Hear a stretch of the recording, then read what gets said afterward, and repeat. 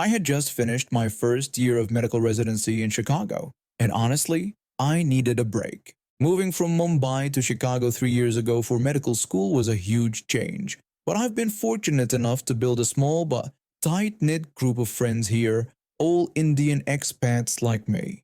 We understand each other's struggles and celebrate our culture together, which makes being away from home a little easier. That Saturday, my friend and I had planned to meet at this cozy cafe downtown. She's also doing her residency, but at a different hospital. We hadn't seen each other in weeks due to our crazy schedules, and we were finally both free on the same day. We got to the cafe around 2 p.m., ordered our drinks, and found a quiet corner to catch up. I was telling her about this interesting case at the hospital involving a patient who had come in with mysterious symptoms that turned out to be something completely unexpected. That's when I noticed this older white woman at the next table. She kept turning her head toward us, clearly trying to listen to our conversation. It made me really uncomfortable, so I switched to Hindi mid-sentence. I told my friend that I was going to switch to Hindi because someone was being nosy, gesturing slightly toward the woman. My friend nodded, understanding immediately, but this seemed to aggravate the woman even more. She started openly glaring at us, not even trying to hide it anymore. A few minutes later, a waitress approached our table. She apologetically explained that another customer was feeling uncomfortable and wanted us to speak English. I politely told the waitress that the language I speak is my choice. The waitress was really nice about it, expressing that she completely respected my decision. She walked back to Karen's table, and we could see her explaining something to her. Suddenly, Karen's face turned bright red, and she stood up so quickly her chair scraped against the floor. Karen started screaming at us, telling us that this was America and that we should speak English or go back to our country. She was literally having a meltdown in the middle of the cafe. People stopped eating and started staring. The manager quickly came over. The manager told Karen that they would have to ask her to leave, as they don't tolerate this kind of behavior. Karen responded by shouting that we were the ones who should leave, claiming we were being disrespectful. It took about 5 minutes of the manager and 2 other staff members to finally get her to leave the cafe. We tried to enjoy the rest of our meal, though the atmosphere was definitely tense. About 20 minutes later, we finished up and headed out. To our shock, Karen was still there, sitting on a bench right outside the cafe.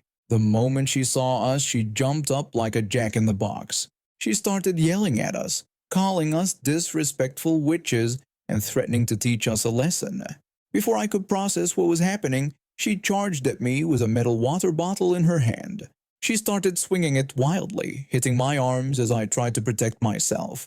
My friend tried to pull her away from me, but Karen turned around and struck her hard in the head with a bottle. My friend collapsed onto the sidewalk, holding her head. Several passers-by rushed to help us.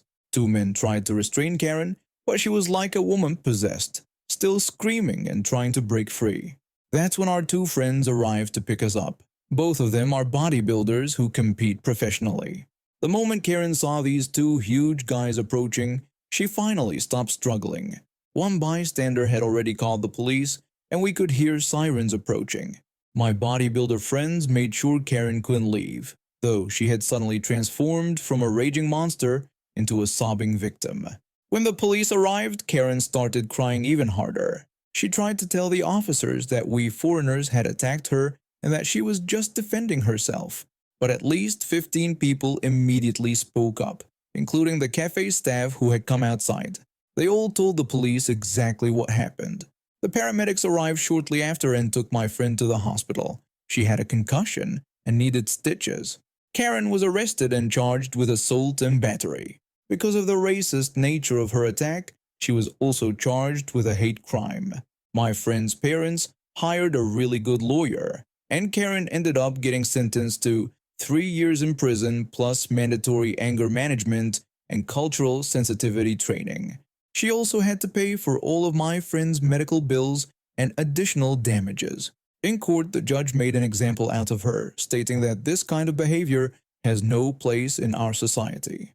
The cafe now has a sign at the entrance that reads, "All languages welcome here," in multiple languages, including Hindi. The owner put it up a week after the incident, and it always makes me smile when I visit. I've been working there since I turned 18, trying to save up money for college while taking classes part-time at the local community college. Being biracial has always made me feel like I exist in two worlds, but I never expected it to cause such a scene at my workplace. It was a typical Wednesday afternoon shift, and I was manning the deli counter alone since we were short-staffed. Everyone else was either on break or handling the lunch rush in other departments. A white woman, probably in her 60s, approached the counter first. She was wearing work boots and a flannel shirt, looking like she'd just finished the shift herself. I greeted her with a welcome to the deli and asked what I could get for her today. She politely requested some sliced ham, and I asked her how thin she would like it cut. While I was taking her order, two other customers came to wait in line, a mother and daughter. I made eye contact with them and gave them a polite smile, letting them know I would be right with them after helping the current customer. I started slicing the ham for the first customer, and that's when everything went sideways. I heard raised voices behind me, and when I turned around, the daughter was pointing at me, her face twisted with anger, while her mother was dabbing at her eyes with a tissue. The daughter started yelling about how I had disrespected her mother, claiming they'd been dealing with this kind of treatment their whole lives and were sick of it.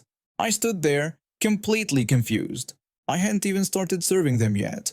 I apologized and asked what seemed to be the problem, genuinely not understanding the situation.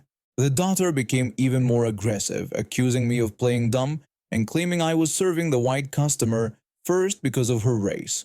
She then called me a fat witch, pointing out my size 12 figure, as if it were an insult. I was stunned. First of all, I'm a size 12, perfectly average. Second, I was just serving customers in the order they arrived. Before I could defend myself, my manager rushed over and asked what the problem was. The daughter immediately complained about me to the manager, claiming I was discriminating against them and had refused to serve them, making her mother cry. Instead of asking for my side of the story, my manager immediately started apologizing to them. She offered them free fried chicken to make things right, which felt like an equally problematic gesture. After giving them their free food, my manager called me to the back room. She said we needed to talk about what happened. I tried to explain that I was just serving customers in order and that the first customer was there before them, but she cut me off. That's when my manager launched into the most uncomfortable racist rant I'd ever heard. She went on about those people always causing problems and making scenes.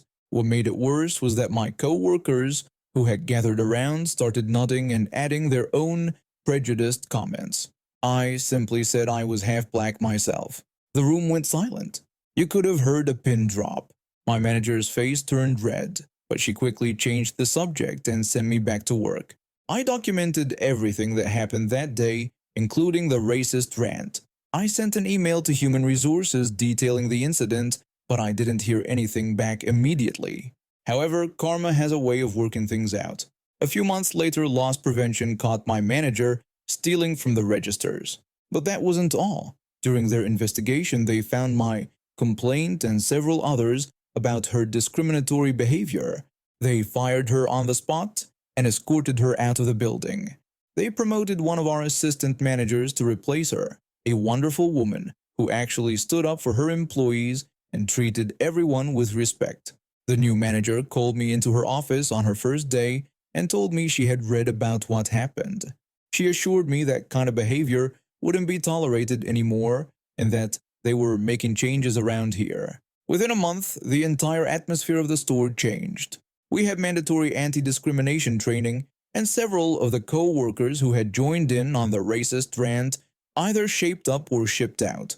As for me, I got a promotion to shift lead and a nice raise to go with it. Sometimes I still see the mother and daughter shopping in our store. They avoid my counter, which is fine by me. But at least now I know that if anything like that happens again, I've got management that has my back. I've always been passionate about theater. Ever since I was a kid putting on shows in my backyard with bed sheets as curtains. Through high school and college, I practically lived in our theater, volunteering for every production I could. When I graduated with my degree in theater arts, I knew exactly what I wanted to do, become a stage manager. I worked my way up from being a stagehand to finally landing my dream job as an assistant stage manager at one of our local theaters. It's not the biggest venue in town, but we put on some amazing shows, and I'm proud of every production I help bring to life. The theater community here is pretty tight knit. We all know each other and often help each other out with connections and favors. That's how I ended up in this situation with my future mother-in-law. She's always been, let's say, particular about what she considers real work. When my fiancé first told her about my career, she just smiled that tight little smile of hers and made a dismissive comment about how creative my career choice was. I should have known then that this would become an issue. One day, she called me asking for a huge favor. She'd heard that Aladdin was coming to the biggest theater in town. You know, the one that hosts all the traveling Broadway shows. These tickets usually go for about $150 each, and that's if you're lucky enough to get them before they sell out. Season tickets run about $1,000 per seat for 7 shows, so it's not exactly pocket change. I told her I might be able to help since one of our directors was married to someone on the theater's board, and I offered to see what I could do. I pulled some strings, called in a favor with my director, and managed to score 2 prime seats at less than half price, $75 for both. It was a steal, really. I reserved them under my name, and my future mother-in-law seemed thrilled. A few weeks later, she invited my fiancé and me over for dinner. Everything was going fine until somehow the conversation turned to housework. My future sister-in-law, who's a teacher married to an accountant, mentioned how she and her husband split everything, 50-50.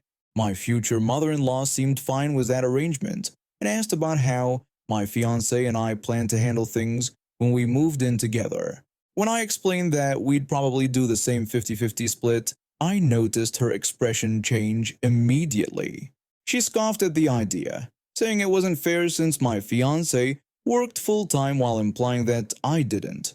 When I defended myself by explaining that I did work full-time, just with different hours due to theater work, she laughed dismissively.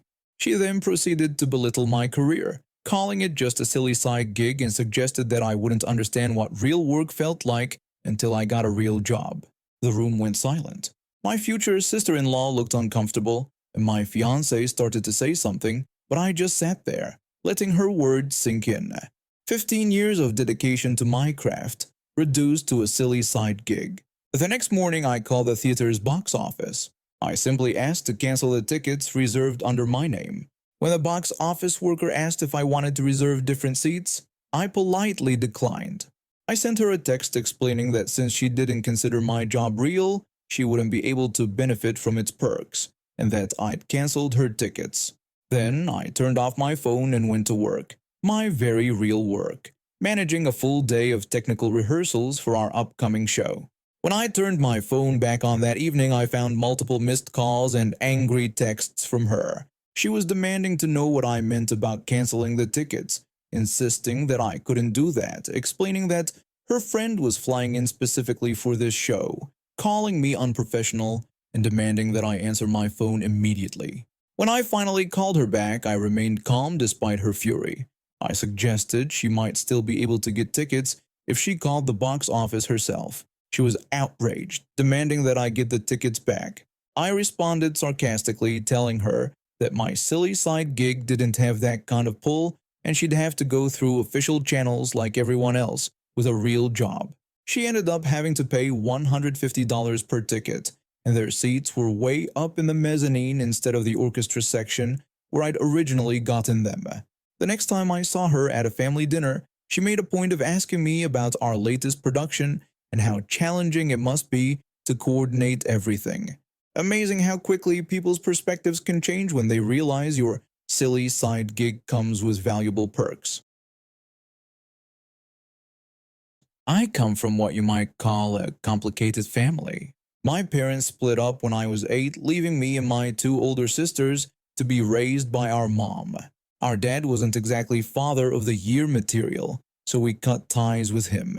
But his side of the family, they stuck around like a bad penny, especially my aunt. My grandmother had this weird way of playing favorites. My oldest sister could do no wrong. she was the golden child. My middle sister, she got the short end of the stick, treated like she was somehow defective. Me, I was pretty much invisible, which came with its own set of problems. But looking back, maybe I dodged the bullet. The way they treated my middle sister during her teenage years was something straight out of a Mean Girls movie. They'd make up these horrible stories about her and blame my mom for being a terrible parent. I won't get into the details because honestly, some things are better left unsaid. My sister eventually got fed up and called them out on their behavior, which led to them giving her the cold shoulder for years. Then something interesting happened. My middle sister married the successful guy and moved overseas. Suddenly, she was the family favorite. Funny how money changes people's perspectives, right? 3 years ago, my aunt had her first kid at 39. The birth was pretty rough, and I think it messed with her head more than she lets on. She went full-on Pinterest mom. You know the type. Essential oils everywhere, preaching about natural childbirth, the whole 9 yards. Before the baby, she had this impressive career where people actually respected her expertise. I noticed my middle sister seemed upset after talking with our aunt, so I asked her what happened. When she told me, I could hardly believe it.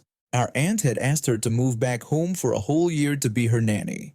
When I pointed out that my sister had her own career, she explained that our aunt had even offered to pay her, as if that would convince her to drop everything and fly 16 hours just to be her babysitter. The harassment went on for weeks. My aunt kept calling and messaging until my sister finally started ignoring her. But did that stop my aunt? Of course not. She just came up with more ridiculous demands. One day my sister got a call at 3 a.m. Our aunt was going on about wanting my sister to buy some battery-powered car for her kid and bring it on the plane when she visited. When my sister reminded her about the time difference, our aunt barely acknowledged it and kept talking about the car. My sister tried explaining that she couldn't bring a car on a plane, but our aunt insisted it could be checked as luggage. When my sister mentioned the cost, our aunt just made a snide comment about how my sister and her husband could afford it since they made good money. Another time, our aunt called about some purebred puppy she'd found. She asked my sister to buy it and bring it over, casually mentioning it was only a few $1,000s. When my sister refused to fly across the world with a puppy, our aunt tried guilt-tripping her by saying her precious angel needed a companion and reminded my sister how she was always traveling anyway. These days, the aunt calls at random hours just to chat about nothing. My sister's gotten pretty good at screening her calls, but sometimes she still gets caught. Last week, my aunt tried her latest scheme. She called our grandmother to complain about how my sister is too good for the family now and doesn't care about her nephew. My sister finally had enough. She sent a message to the whole family laying down the law. She explained that she had her own life, career, and family, and she wasn't going to be anyone's personal shopper or on-call nanny. She warned them that if the demands and guilt-tripping didn't stop, she'd block them all again. The family explosion was epic. My aunt had a meltdown on social media about ungrateful relatives and family obligations. But this time, something different happened. My oldest sister, the former golden child, actually stood up for our middle sister. She shared screenshots of all the ridiculous requests and middle-of-the-night calls. Now my aunt is getting a taste of her own medicine.